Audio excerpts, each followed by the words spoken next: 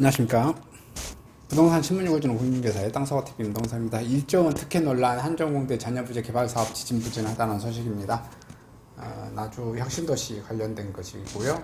시민단체가 여기 한정공대를 부영건설해서 기부채납하고 한정공대에게 땅 이렇게 해줬고, 나머지 한 10만 평 정도를 아파트 용지로 이렇게 개발을 하는데, 그 이익금이 개발 이익금이 한 1조 원 정도 된다, 뭐 이런 것 같아요.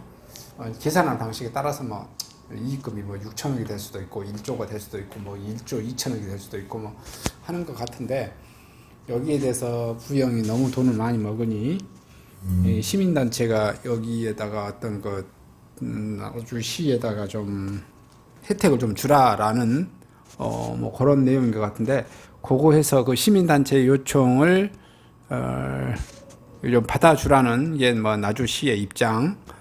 그러고 나서 부영 측에서는 아직 뭐 답변이 없는 것 같아요. 사업 진행이 그래서 지진부진하는 그런 내용인 것 같습니다. 나주시 부영 주민 의견 반영 제안서 제출해야 사업 가능하다. 지난 3월 이후 시에 제출한 부영 측 제안서가 없다. 아예 부영 측에서는 제안서 자체를 제출하지라는 것 같아요.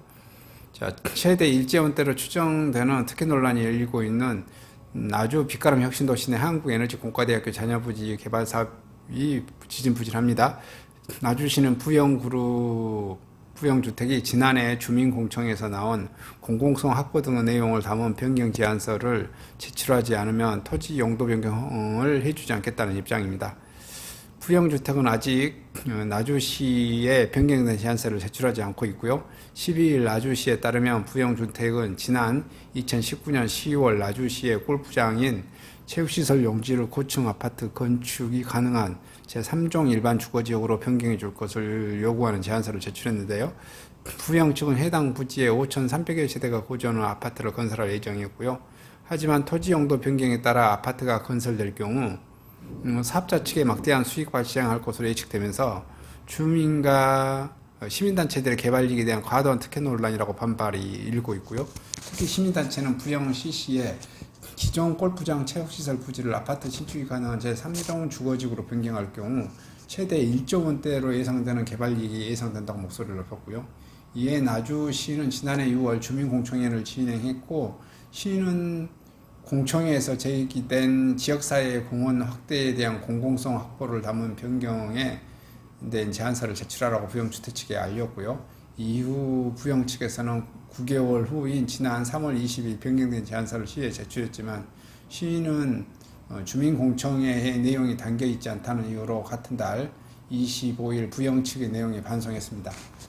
제출하긴 했나 보네요. 그런데 주민공청회에서 나온 그 내용이 담겨있지 않다는 이유로 반송을 했어요. 나주시 관계자는 수렴된 주민들의 의견을 받아들이지 않은 개발계획서를 근거로 토지 용도를 변경해 줄 수 없다며, 지난해에 열린 주민공청회 후 1년이 넘도록 부영 측은 재선안을 내놓지 않고 있습니다. 이어 부영 측이 주민들의 의견을 반영한 토지 용도 변경서를 제출해야 해당 사업이 진행될 것이라고 덧붙였습니다. 이게 뭐 봐서 이제 제가 개인적으로 보면은 부영 측에서는 뭐 크게 진행을 뭐 하지 않을 것 같다라는 그런 생각이 드네요. 아마 계속해서 기다릴 것 같아요. 주민들이 빨리 공급해달라고 할 때까지 아예 공급 자체를 안 하고, 주택 공급 자체를 안 하고 계속 기다릴 수 있겠다라는 그런 뭐 생각이 듭니다. 아마 그러지 않을까 뭐 싶습니다. 기싸움이라고 해야 될까요? 좀 안타깝긴 한다는 생각이 듭니다. 아마 그 생각 때문에 애시양 2차나 3차나 4차가 아예 공급 자체가 지금 안 되고 있는 것 같아요. 부영 측에서는 그걸 또 협상의 빌미로 나주 혁신도시의 그 주거 공급을 계속해서 딜레이 시키고 있네요. 이런 문제로 인해서